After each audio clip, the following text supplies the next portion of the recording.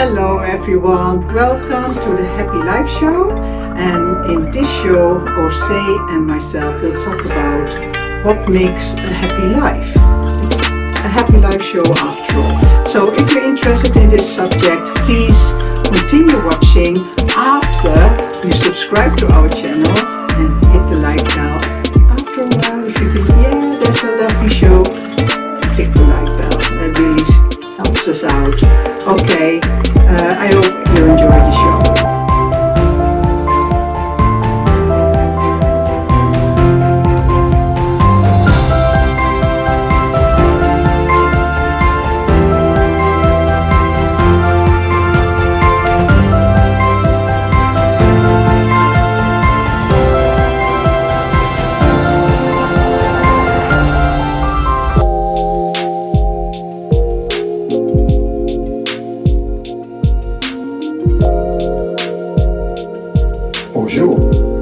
Hello. Hello. Here we are again. It took a while, huh? And I'm sure you know who she is. Mm-hmm. My wife. What's her name? Ahiranta. Oh my gosh, yeah, we are a bit rusty, She's I great. think. Anyway, welcome back to the Happy Life Show, and this is my lovely husband, Ozay Tulku Rinpoche. And maybe you have noticed that there is something different about Ozay. Yes, and for those who can see, who spot the difference, yeah? Yes, what's the difference? Anyone who can spot the difference, put it in the notes section below. Okay, and yes. I'll buy you a pint. You have to come to England though. Yeah. Yeah. Well, it's very hot here in our little studio, and outside we are heading towards 40 degrees, we saw tonight on the news. Aye. So, very unusual for England, although we live in the south. Yeah. Oh, sorry. And in the south of England, it is normally a bit warmer than in the rest. Not bad for 66, so is it? Look at that. Yeah, it's fantastic though. Great for night. Yeah. Oh, okay, yeah, carry on. No, pleasing your husband and just going along with everything he does, that makes also for a very easy, happy life. Yeah. Yes, So, but there's a little clue in there too, and it's about looking after your health, because, well, whether we like it or not, we don't just become happy because we need to be healthy as well. A healthy body creates a healthy mind, and if you take walks, that's get up, go out for an hour's walk every day. Just doing something physical is food for the body. yeah, it contributes, but it's not totally true, isn't it? Because I have been very, very ill. I went through very, very difficult periods, but I was still happy. Yes, 5 years in bed. Ooh, that was lots of fun. Yeah, Let me tell you, that was lots of fun. So that's a little bit contradictory. It is easier, of course. Life is easier when you don't suffer pain and Okay. all that. But You had to go really.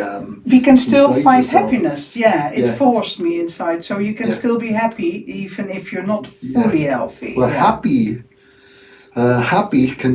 happiness has got many different levels, and there's superficial happiness where just basic things like I got a nice pint of Guinness the other day, and that made me happy. Well, if your happiness depends on an outside influence, yeah. that is another kind of happiness than when you find happiness within. That's right. Yeah. I mean, if we compare the two, like for instance, you were in bed for 5 years, and for most people with the illness that Ahiranta had, that would have been a suicidal situation, and a lot of people actually with that illness, they commit suicide because they are prisoners in their body, in their own bodies. I had suicidal thoughts.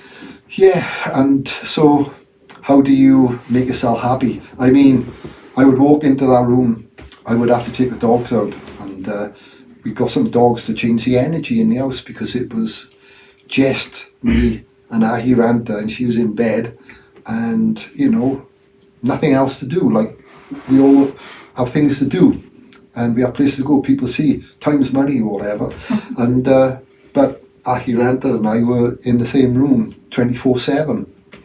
Well, except for when I walk the dogs. Yeah. And how do you deal with something like that?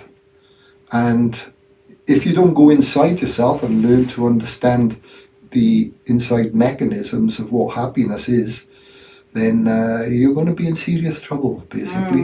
And luckily enough, I would walk in that room, and I'd be with her, and the smallest thing would make her smile, you know, a big beaming smile on her face, like the sun would shine. And really, if you think about it, she was never given anything positive from the specialist that would come and see her, and she was going to stay in bed for the rest of her life, which, you know, she never.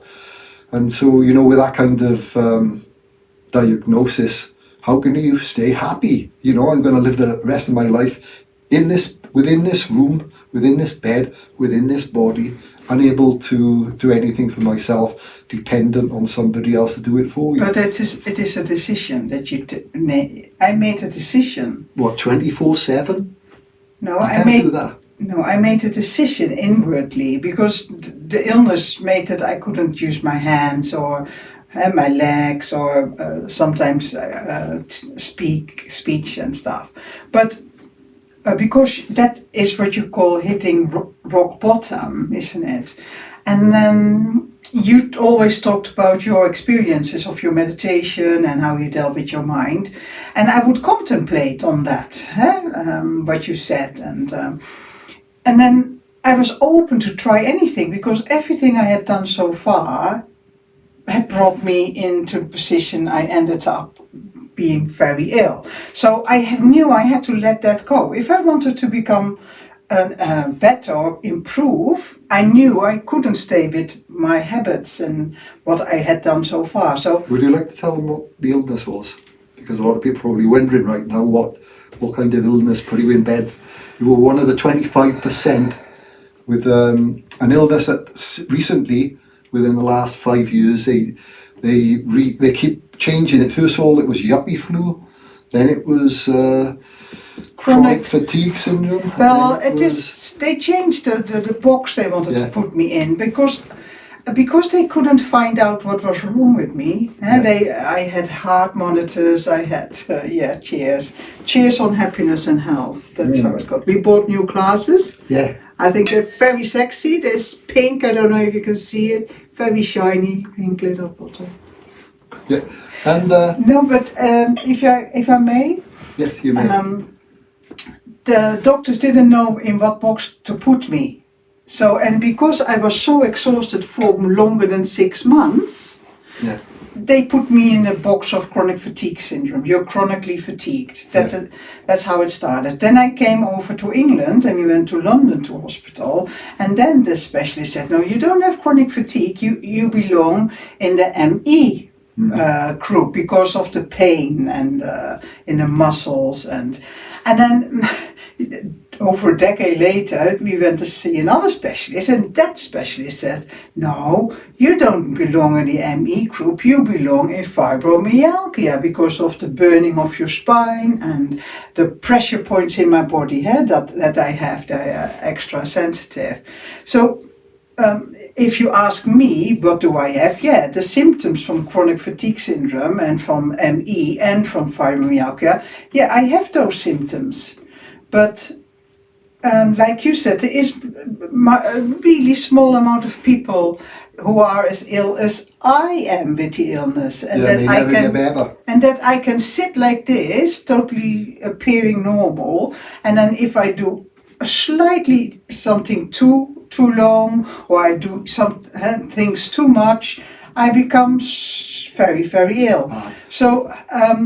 I don't really like talking about it specifically, but I do like to share how I dealt with it. I don't really like. I do not like to talk about. Add something else as well, what people are not aware of with this illness. And first of all, I charted everything to find out all the positive things for it, all the negative things for it, food, temperature, emotional stuff, everything. I charted everything. And there was we found out a lot of things about it, but you spent 5 years in bed, and she was one of the 25% who had ME, fibromyalgia, whatever you want to call it, right? one of the 25% that you never ever see. They never come from behind that door. They're stuck. They can't get out of their bodies. They can't get out of their beds. And their life is basically, from day to day, one straight line in that bedroom, in the bed, in your body. And that is worse than any kind of solitary confinement you can ever have. And the magic was that she was able to stay happy. And so I would say that the biggest question we all want to know is, how was she able to stay happy? Yeah. And that is what I like to share. We're going to try to prompt you to open up in certain ways, and because you may not be aware of everything that you did. And so I'll jump in and question you. And so to start with, in the early days when you first had it, how did you feel? And was it good? Was it bad? Oh, it was absolutely horrendous, because nobody can tell you what's wrong with you.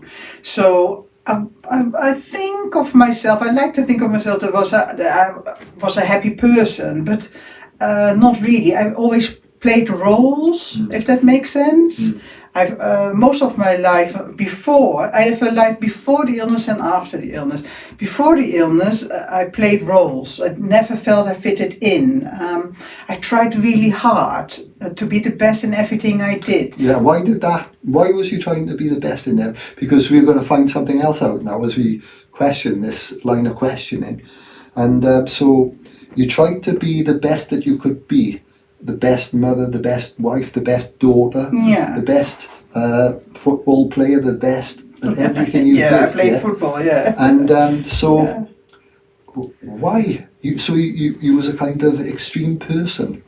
Now, what prompted you to want to be the best? Why didn't you feel good enough?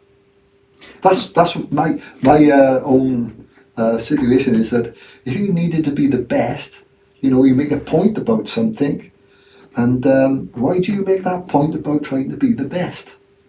When people are just okay with how they are? They seem okay. Yeah. People who knew me before the illness, they all thought I was okay. So the moment that I became so ill and then also moved country was a shock to everybody that knew me. They never saw it coming because, she was always that strong, very independent, self-assured woman, but they never saw the woman behind the mask. So I was running away from child abuse. I was trying to be accepted by people, liked by people. You was running away from child abuse, but you weren't a child then. No, but the abuse stays with you, huh? So how does that abuse stay with you? How did it make you feel for it to turn into something where you needed to be the best?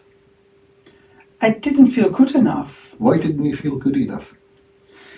Well, because when you grow up in an environment where it's very judgmental, and you have to remember, they are now very free with sex now in this. But when I grew up was the 60s, and in a Catholic environment.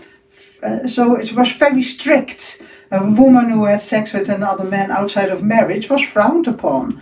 So when a man touches... But you wasn't a woman, you was a child. Yeah, so when a man touches you as a child, as a girl, and we have to also stress, it was not one person. I have had many instances when I was a child and young teen that men tried to use me for sex.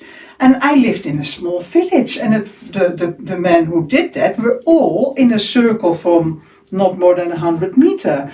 So what we now hear in the news of all those people and children being sexually abused, don't ever think that it's not true.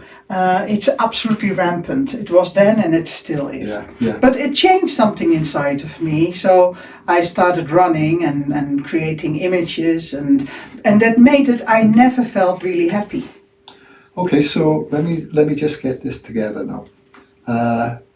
You were abused as a child, and then when you became an adult, you always tried to be the best at everything. So does that mean that as a child, somewhere along the line, you found out that what was being done to you, for some reason, you took it on yourself to feel that you was not good enough? that you was... No, the abuser puts thoughts in your... I know where I'm going with this, I because... know where you are going, but people who abuse children know exactly how to terrorize a child's mind, and they plant seeds in your head that if you speak about it, people will think you're bad. If you tell somebody, then they will take you away, or so they make threats, they make you scared, so you don't speak about it. I was almost 40 years old before I ever mentioned it out loud. And that is also something I see in the news. People who have never experienced it before, they are the experts, right? Right. And they say, yeah, why didn't they speak out earlier? There are reasons for that. We're trying really hard to survive, really, emotionally survive. And you don't speak about it. You push it away in the name of the abuser. And still, till today, sometimes it surfaces, but it is suppressed very deep down inside, because it brings so much baggage with it. But I think... When did you find out exactly? You told me that there was police come around, and up till then you didn't know that it was a bad thing, because... Of course you know, the abuser tells you. The abuser tells you it was a bad thing. That they will find me bad. That people, so they put seeds in your head, and that stays with you your whole life. Like when somebody tells you you will never be able to learn, it stays always with you. Negative. Strangely enough, we all seem to be drawn to negativity in remembering, and when somebody gives you a compliment, I can't often take it in, because I always have, what do they want? What is behind their motivation? Because when people have misused you and taken trust away, really, a child is very trusting. You don't easily trust people's word, so you always think, what do they want? But all that happens in our life, because this is my little story. Everybody has his own story, nobody has to feel sorry for me. That is not what this is about. There is nothing to be sorry for, because all my experiences have made me into who I am now, a very happy person. But how did I get there? And I think all the lessons we go through, all the suffering we go through life, are in a way, not when you go through it, they are not gifts, but afterwards, if you can use them, they are gifts. And when I ended up in bed, what made it easier before the illness, I was surviving, I was going through the motions, I was trying to be happy, and then the illness took hold. And then in the bed for 5 years, and believe it or not, people think that is a really hard thing to do. But you don't know it will be 5 years before you start walking again a little bit and learn to sit up straight again.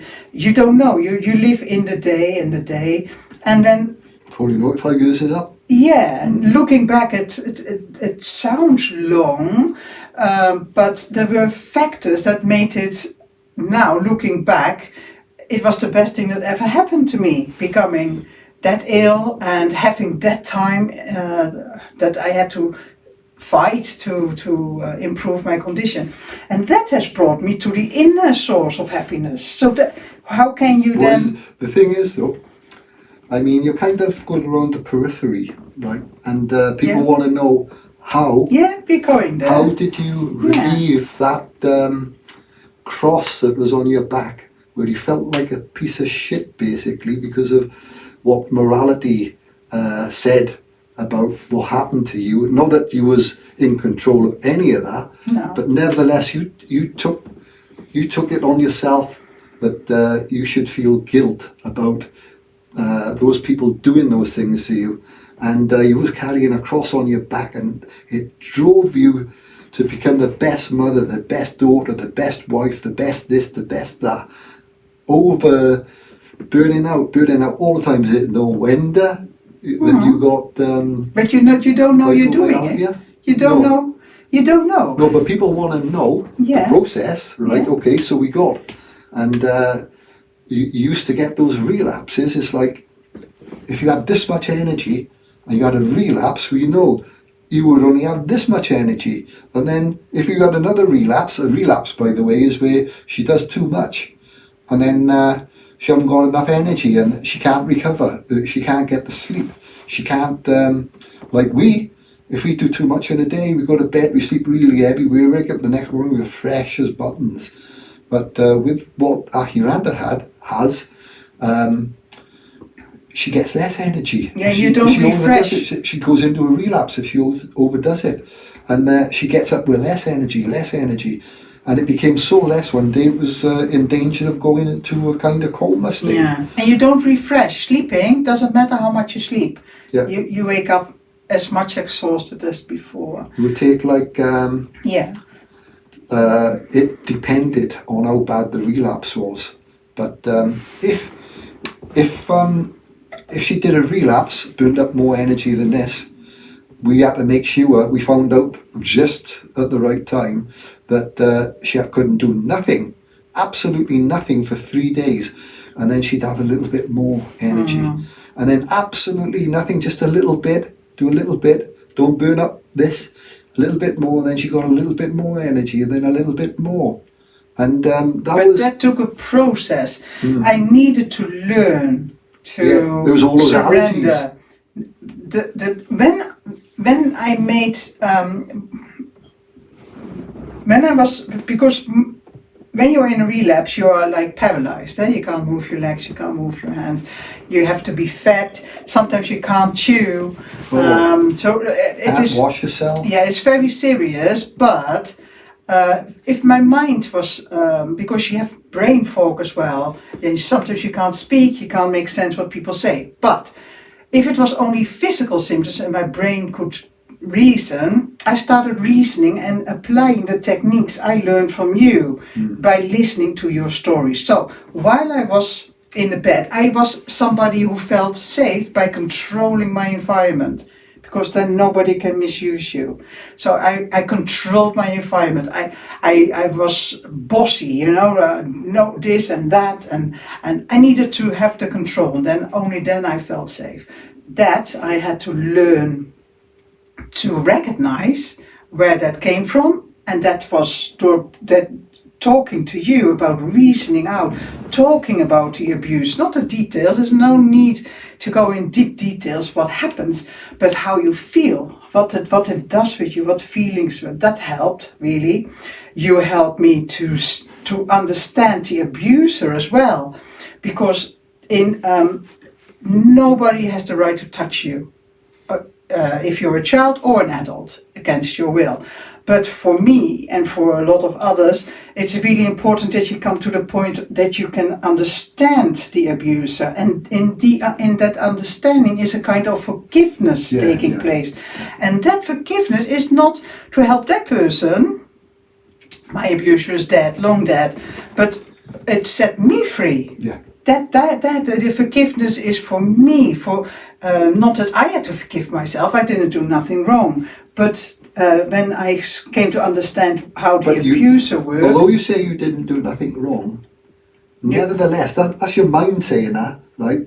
Your logic in out with your mind. Mm-hmm. But within yourself, I remember the process, but within yourself, your feelings, you felt like a piece of dirt. That was then. Yeah, but now by the process, by reasoning and looking, I never felt consciously in my brain that I did something wrong, but you feel it is, and you have to also realize that, and I don't want to blame the Catholic faith or anything, I'm not a practicing Catholic, but I grew up in a Catholic environment, Catholic school, Catholic village mostly, so Catholicism is around guilt. It's a lot of guilt in the how they worship.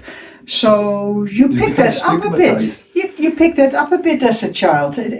I mean, my parents might have been super supportive if I had been able to tell them. I will never know. I think my dad would have killed the man actually, but. And that is also something new as a child. You don't want your parents to get in trouble either. So you know all that kind of stuff. Yeah. But while I was in the bed and went through all those processes of reasoning, contemplation, and because I couldn't sit in meditation, I could only lie down, so I did everything lying down. And I had 5 years to do that process. So, and that has brought me to a source inside of myself. It purified me just by doing meditational techniques that we try to talk about on this channel anyway. That has brought me to an inner source of happiness. I've never been happier ever. Yeah, the processing was. Let's go a bit more into the processing part of it, because. And people can ask questions if we are leaving things out. Maybe I'm not sure if I should ask you these kind of questions. I will say yes or no anyway. Yeah, what was the worst thing about it all for you, and what would make you feel the most horrible feeling? You know, because for me, there's like, to be happy, right? All the tension needs to be gone from within, right? And the less tension there is, the more lighter we become, and the more lighter we become, the more happiness flows from within you. So that means you needed to undo the most worst thing about it, the thing that really crunched you up in the, it's like an animal in a corner when it's under threat. It tenses and it freezes, and how did you relieve yourself from that? What was the pinnacle that made that you was able to become free through reasoning? Can you remember how you went about that? Or do we need to no. talk a bit more? No, well, it is a thing that happens over time. It's not just one. Yeah. It was one thing after, one tree down, another tree down, another tree down. Yeah, little steps. It is little steps. So I started by observing you, how you went about life. Because you did everything. You cooked all the meals, you washed me, you did my toilet, everything. No, seriously. This man dropped everything and took care of me 24/7 without any complaint, and always supportive. And I think by observing you, that's one, how different you are compared to everybody else I know. That was very interesting, but also because I always knew what I have done before till now didn't work. So why not do his way? Why not follow what he is doing? And then that was interesting to observe how you went about it, like doorbell goes. No, nobody got up to open the door. And then I thought, somebody at the door. And you said, yeah, I know, but they can ring the bell. Doesn't mean I need to open the door. And then I would think about it, said, wow, yeah, that's true. Or the phone rings and you just don't answer it. And then the same thing, don't you hear the phone? Because Phil is a little bit deaf.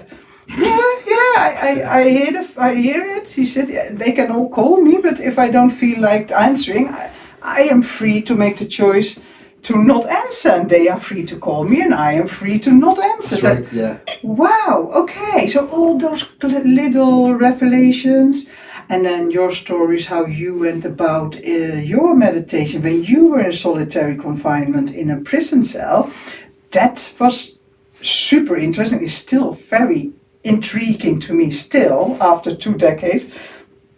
But I learned from that, but the biggest change came when I saw that I contributed to my illness by the choices I had made to deal with life, how I dealt with life, and that empowered me when I realized that I was the creator of my life. I didn't create the abuser, of course, and I didn't create the abuse, but how I dealt with the aftermath, that was I had choices then, I never realized it.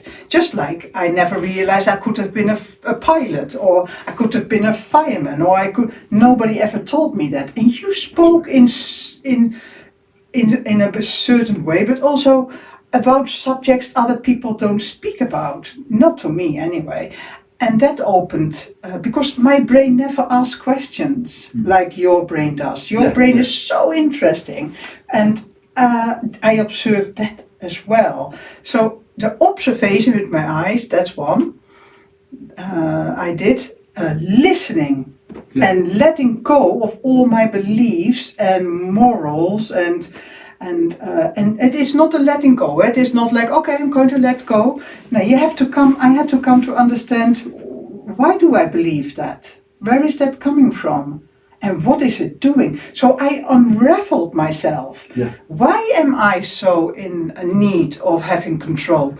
Because seriously, when I learned to surrender, that was such a freeing feeling. I don't like to have control at all. I don't want any responsibility. Yeah, that is another point. I needed to learn to trust. I just didn't trust anyone. So what we got now then is, you heard the stories, which, stories are always good. And, to listen to stories, we've sat around fires for millions of years, and we've had storytellers. And we still like it, eh? And it's our favourite thing. I mean, if you sit down out there and if we want to help you understand something, well, one of the best ways to help you understand is to select a nice story. And because we sat around campfires for millions of years and we told our stories, and everybody sat with interest and listened, and so in a way you went through a process that was basically primeval to you, and that was, you heard my stories, and then within the stories you saw something, and then something was uplifted and something kind of eased you off, and so in a way the story helped you to become mentally liberated in a way, but not fully liberated, because you needed to do more, but you could visualize something that you wasn't actually attaining at that time in your life. So the story was lifting you up and giving you a new sights, so that your next process was, well, this feels good, this feels right, and I want to go there. So first you got the desire, and in the end, as you know, you lose all desire, but you have to have a desire to be free from the suffering that you was going through. Suffering, freedom from suffering. What is that? So you've got tension, you've got lightness, and you're trying to get from this one over into this one. And although that sounds like the dual forces again that we're talking about, but in actual fact, you're looking at that point of view from a dual force, and you think it's a dual opposite, but in fact, what you do, you undo all of this because you want to get to this, but you actually end up in the middle, because you're free of thought of that, you're free of the thought this feels good. So you're back basically in the law of three, as we spoke before. I don't know if you've listened to some of our other video chats, but everything is the law of three on planet Earth. Everything comes with threes. Tree of life is with threes. When it comes to tension, actually, because I used certain techniques to learn to reason, to learn, because you would tell me something. We are all connected with everything around us, and I would lie by a window upstairs. I would just stare at a tree, and then, how am I connected to the tree? So I started asking questions and trying to find the answers. But that takes time. It's a process. It's like ripening an apple. That, if you pick an apple too early, it's sour, and it hasn't come to its potential yet. And it's the same with the reasoning process. In the beginning, there is no reasoning. It's just the intent. The intent. You start with the intent, and then you keep going. And I had no choice anyway. So that's what I did. But tension, the physical and mental tension, Yoga Nidra came on my path. You never did Yoga Nidra as the way I did, but for me that was ideal, because Yoga Nidra is done lying down. It's just meditating lying down. So I would travel through my body for the first time, and then you would see how tense it is, and how tension, even the tension in your little finger, creates a thought in your head, because my head was full with thoughts. It drove me crazy. It was never a moment of stillness in my head, and now there is, and that is absolutely contributing to me being able to feel the happiness inside. We have a daughter, a granddaughter. Her name is Aruna, and she ever since she said it to me, and you, she said, we are using the phrase, I use it a bit more than you, but I would say, she would say, I have a bag full of happiness in my belly. And she was only 5 then, she's 6 now. And that's so true. There is a bag full of happiness in our belly, but we need to find a way to it.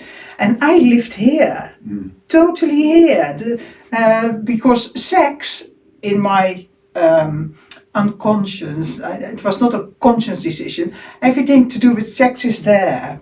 And I don't know if you noticed, but I started dressing up a little bit more, showing a bit more skin. That's all to do with the process of freeing myself, because judging yourself through other people's eyes. No, you're afraid of what will come. Yeah, you're judging yourself. No, physically afraid of other people. All right, okay. Yeah, but I feel totally safe and you next to me. But as soon as I am on my own, let's say, I'm never, but that is a different world out there for us girls. It still is. It's sad, but it's true. As soon as a woman walks on the street, she's a prey to be preyed upon by men. So I always put my hair away. I do sunglasses up. I cover myself up, like like a Muslim woman, but almost like that. Yeah. And just to not stand out and not draw any attention. I still do that. Why? Because I think he will kill the first person who tries. So, and our daughter Christelou will also kill them. I have seen it. So, I take precaution because I know the mind of lots of people out there. I don't get jealous. I know you don't. I get territorial. Yeah, it's different. Yeah. That's different. Cheers. Yeah, cheers, darling. But definitely, I hit rock bottom when I became ill. The insecurity of not knowing what was going on, what was happening. But I'm still not clear. No, and then when I started the process of meditation, because it was meditation that led me to my inner self. And I followed not your instructions. You never gave me instructions. You always told me, this is how I did it. This is how I did it. You never told me, do this, or you have to meditate, or you have to do this. You would just sit next to my bed for hours upon hours and tell your stories. And I'm still love hearing them. And they slowly showed me the way forward. That's why I really advise people who are in a similar position and would like to find their back with happiness. Please have a look at Ozay's book. If you can't afford it, it's somewhere online for free as well to read, and it's available on Amazon. And this is not for us to make money. We don't make money from the book. We get you royalties. You can send us money if you want to. I will tell you the royalties we had last week. Many people tell us they read the book, and the royalty is £4.50. A month or something, sometimes nothing. So it's not to make us rich. The stories are written down to hopefully accomplish the same as they did for me. Well, actually, the book, I originally wrote that. I was in prison for some time, and I wrote the book after my late wife passed away, and because I wanted to write it for people in prison originally, and because that's the title on it is. There it is. Get it. Oh, right. Escaping the prison. Freedom. It's two there. Yeah. We designed a new cover again. Yeah. Freedom. Escaping the prison of the mind. Ta-da! But at the moment it has another cover. Can you see it? The reflection? Yeah. No, you have to look at the reflection. You have to tilt the book a bit. Yeah, there it is. Yeah. Anyway, at the moment it has another cover, and I made a hardcover, a hardback at the moment. Yeah. So, and this book, those stories, not all the stories are in there.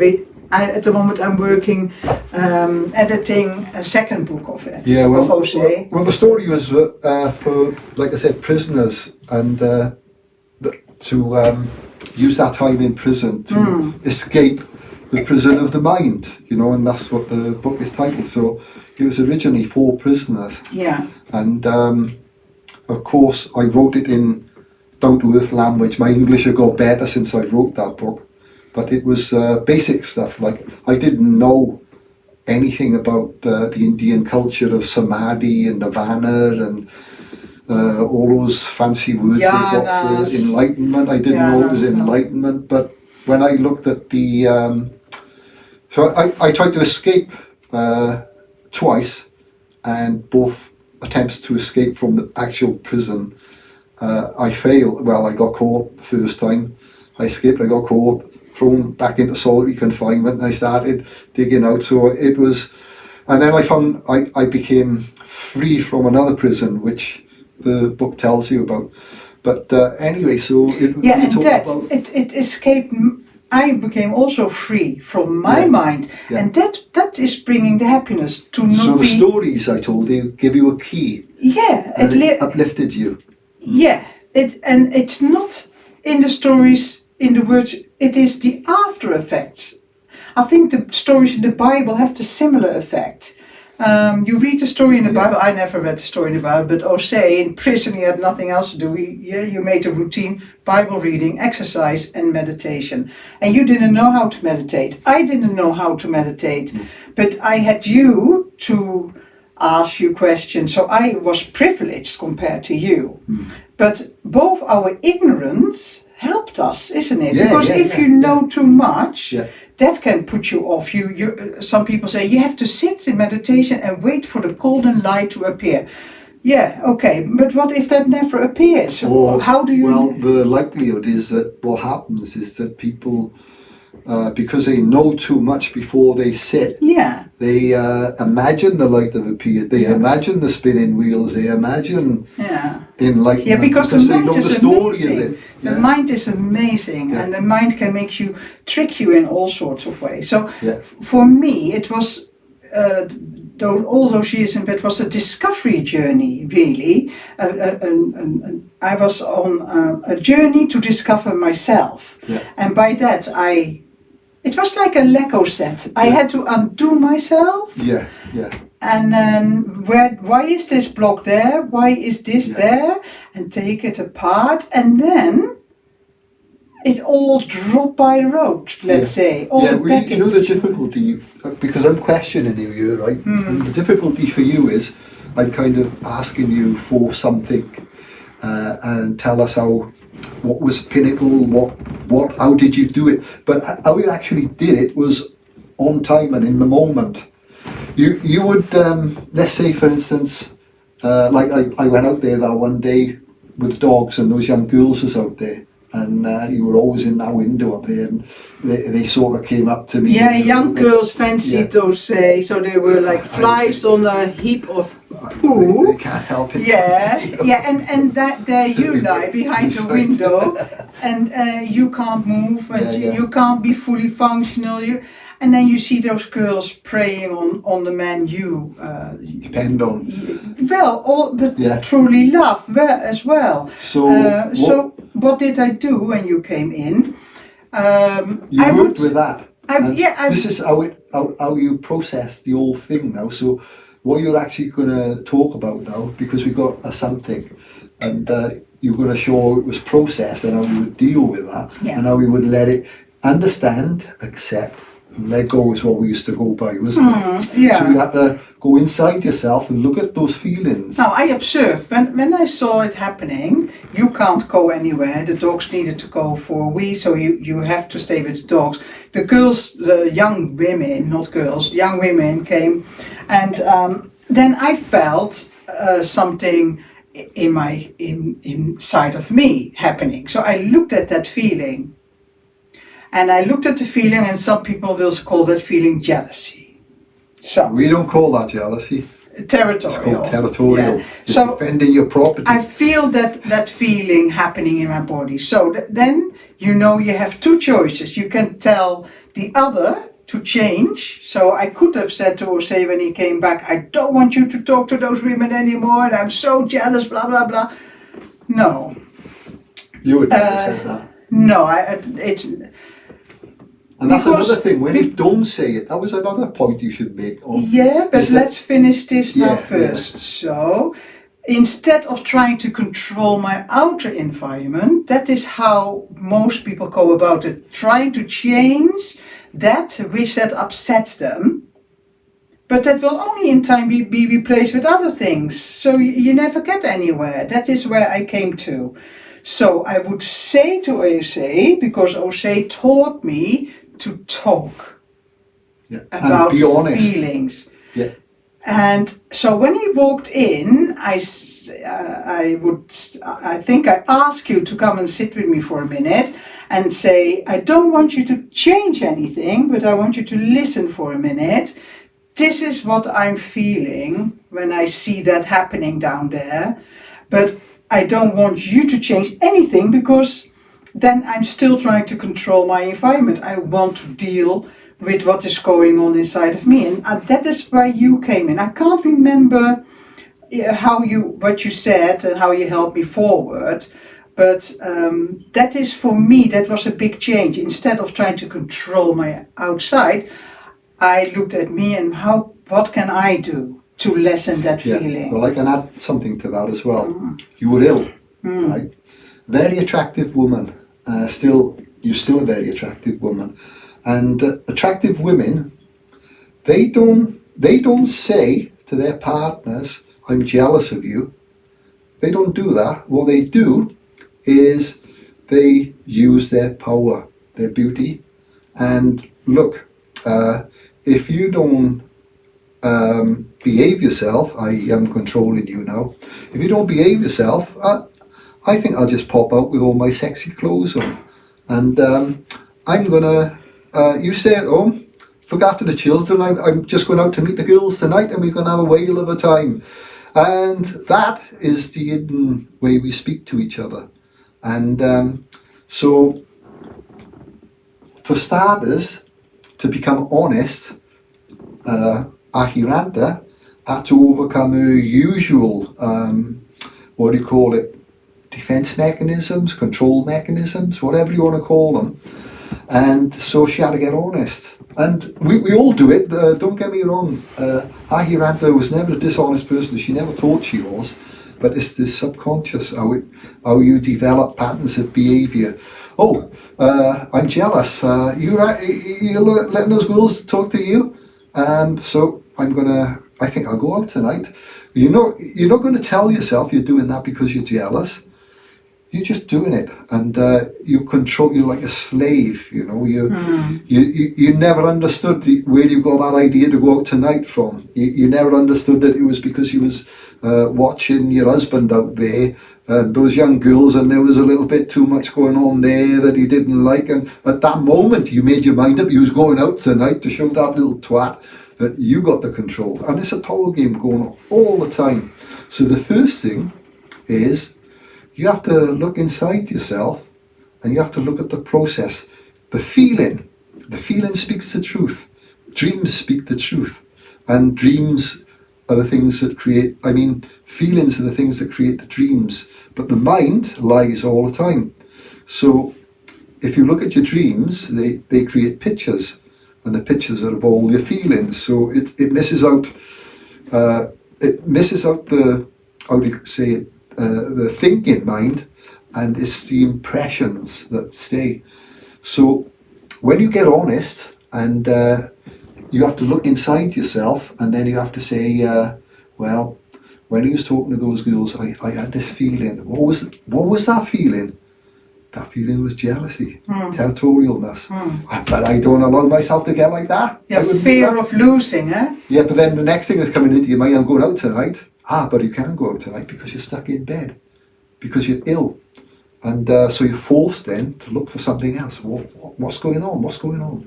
And so you say, Jesus Christ, I would have been going out tonight if I wasn't ill. And why would I? No, I'm not saying you would have done that. I'm not saying you would have done that, but I'm just saying in general, right? You overcome your usual behaviour. You would have done something else, some other way, right? No, I would have turned. I always turned everything as it was my fault. I turned always everything on myself. I would never take it out on the other person, because I wished always well for the others, but the other could never return that. Yeah, you was never really the power horses No. who was the one that was being controlled by the Yeah. other person. That's right. But I'm just saying, I'm But not I talking do about- understand where Yeah. you come from. I'm not talking about Ahiranta. No. In a relationship, Yeah. I think 9 out of 10 relationships are never equal.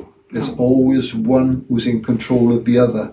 And that's how they do it for the rest of their life. But Yeah. when you're in this situation, you're stuck in bed 5 years, and these feelings are coming up.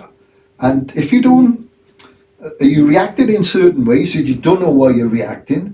If you don't understand why you're reacting, then sooner or later you're going to throw yourself off a bridge. Yeah, but if you that get is to the it. bridge. That's why we're not happy Yeah. for inside. course. Because we don't realize what's going on inside. And that is what I have learned.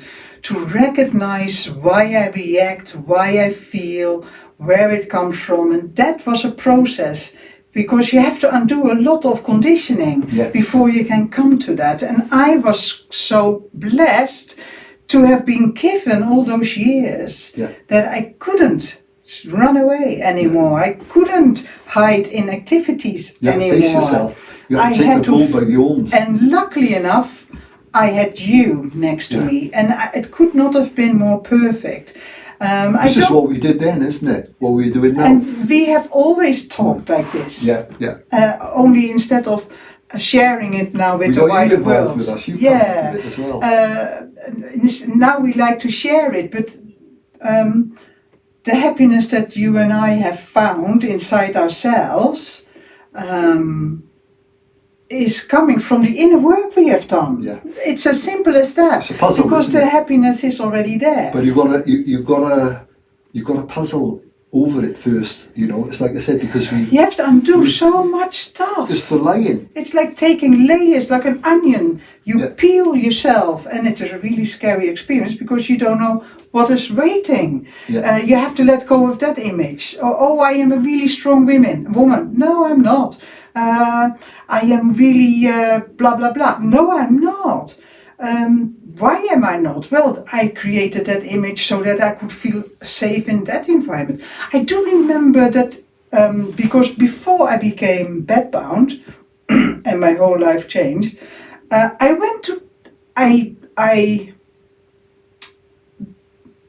when the medical world couldn't help me, nobody knew what was going on.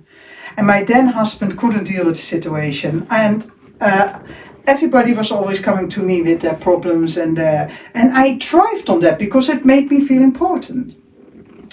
But then my world collapsed, and then I remember being on the floor, and I've never ever cried so desperately, so upset. I don't know what happened. Something broke like a big reservoir with emotions, it cracked and it all bursted out.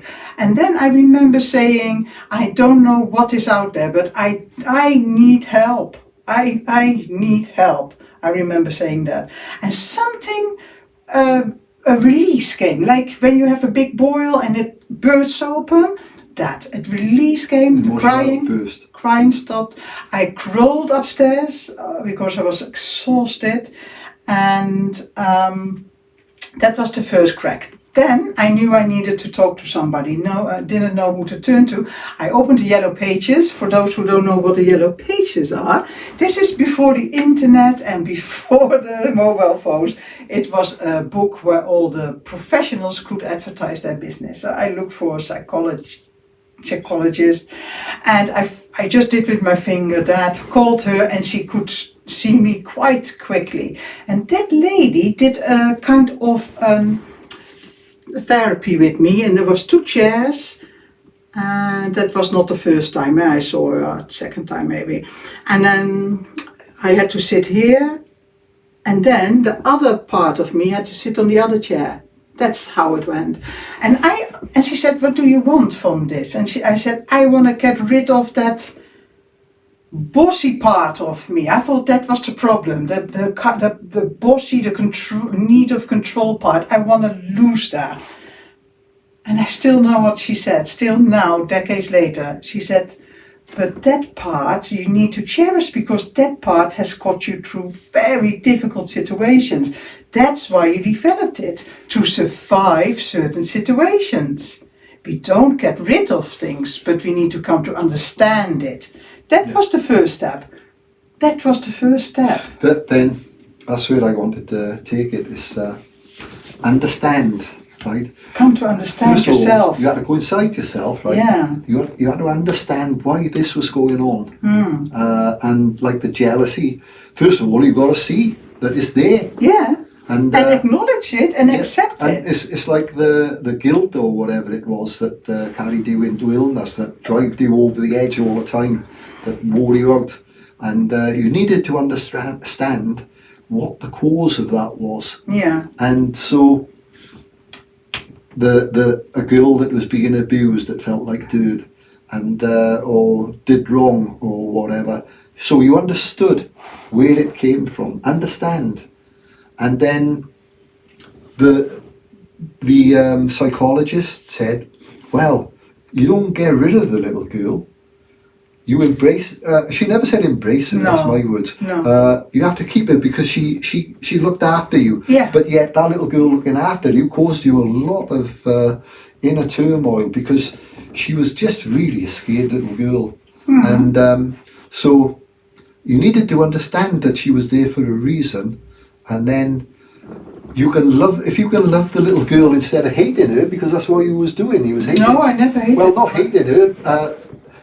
Not hating the little girl, but hating the qualities of the little girl that she gave you. I disliked the controlling part of myself. The qualities. But the little girl is another part of myself. Yeah, well, you would think I have multi-personalities. Yeah, we're not really talking. I mean, the little girl is just symbolic of where it was all, where it all began. But the little girl is not the one who's controlling. The little girl is insecure, and that by therefore you create characteristics to protect yourself.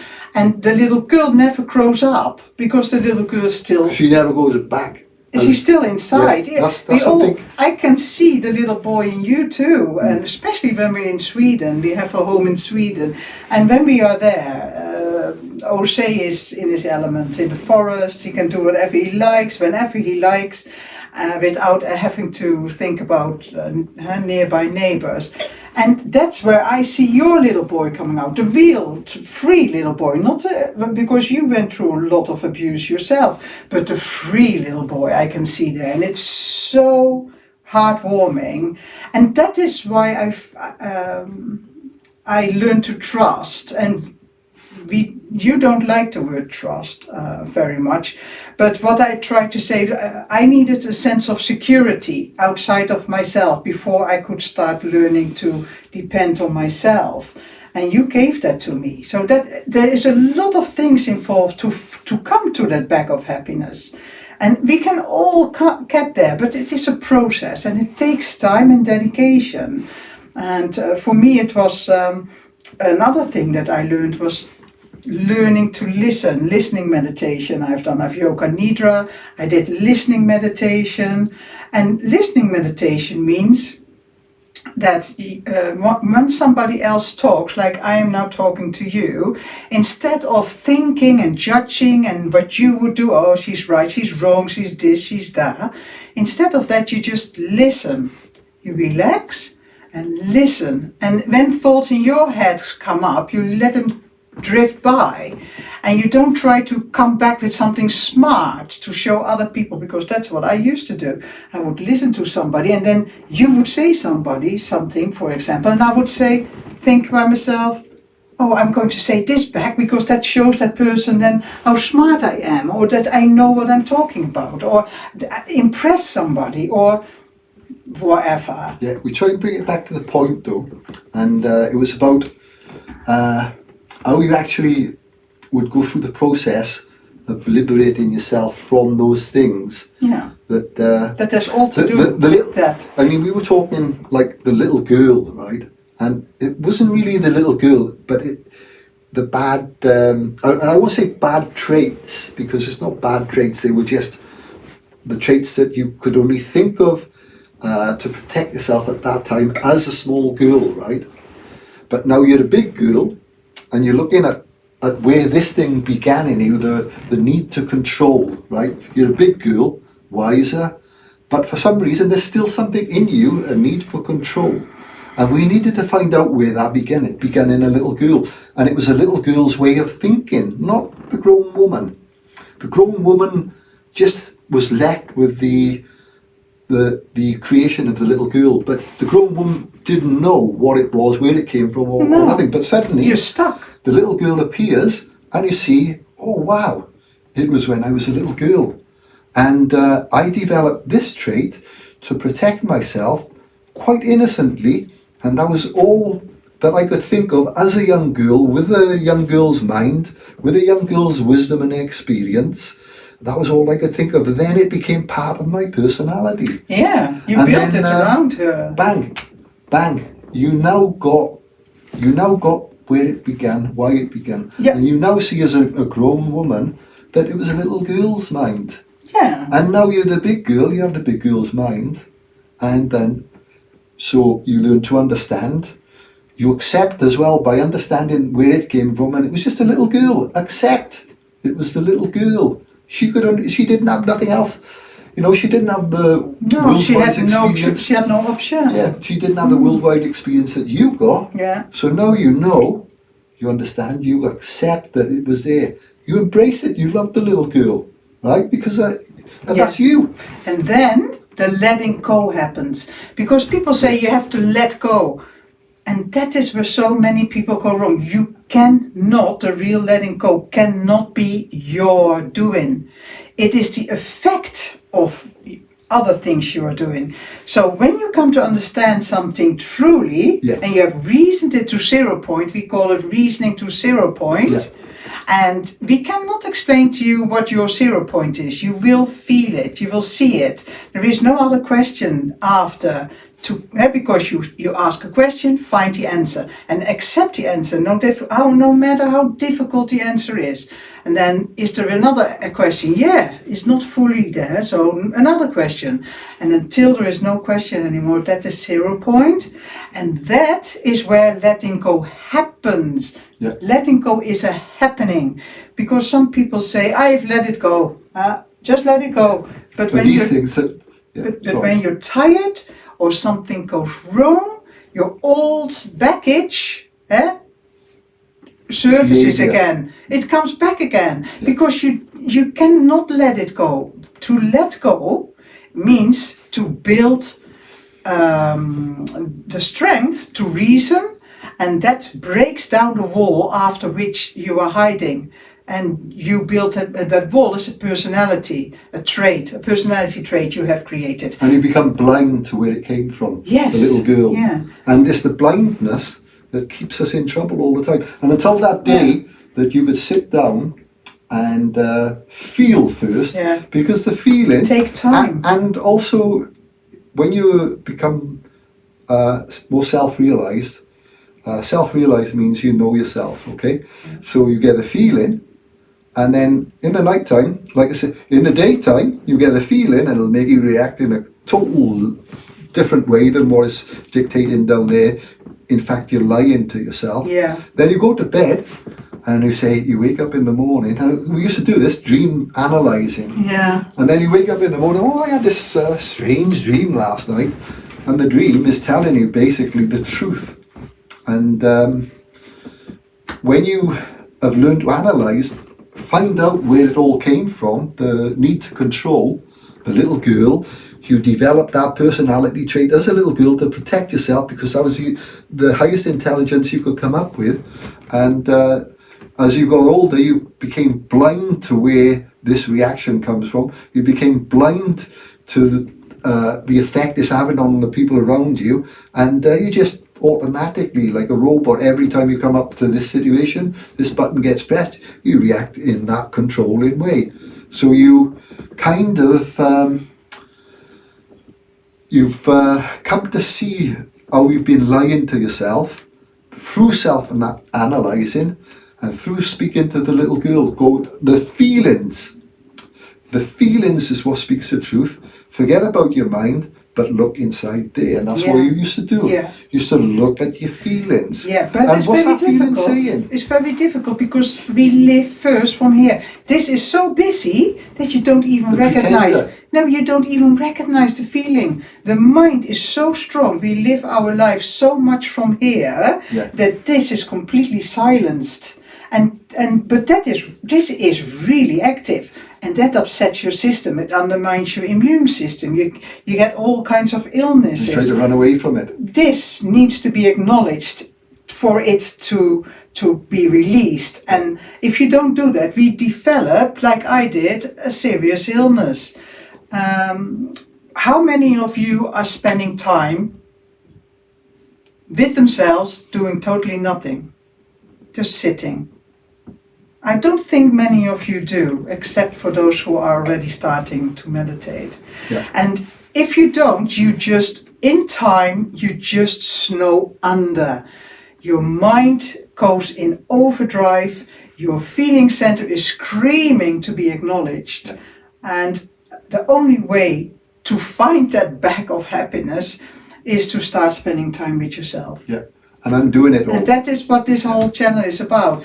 It's about the Happy Life Show. There is so much happiness lying waiting for all of us inside ourselves that and that can be reached through meditation. But we've got to find our lies. And there is so much more we could talk about in relationship, how you can be really happy with somebody else. You don't only have to be happy with yourself, but you can be really, really happy with somebody else. And when that person walks into the room that you think, wow, even after decades, the person walks in and you think, wow. And you want the best of that person, and that we can talk until the cows come home about all that. But I think for now, this talk is already going 1 hour. quite to an hour. Yeah. So I think we should leave it. But if you have any other questions, please feel free to leave a comment, and we will respond to all the comments. And thank you for our super fans who are so supportive. And so sorry we took a while to make a new video, but we always listen to our bodies. Thanks to Billy Jones as well for buying a couple of pints down Nag's Head Friday night. All donations for the Nag's Head piss up every Friday night. Yeah. All welcome. Yeah. Thank you. Yeah. Thank you, Mary Jones. Yeah, Mary Jones, Tim Burton. They bought us free whiskies. No, sorry, I'm joking. Yeah. No, Okay. but seriously, we get such nice people, comments, Yeah. support. Really appreciate that. Yeah. And we just keep going. And we always say to ourselves, this channel doesn't need 100,000 subscribers. We just need to reach people who are also looking for their inner happiness. Yeah. And that is why we make these talks. And of course, hopefully our grandchildren. Hello, grandchildren. We are dead for 50 years already, but we love you very much.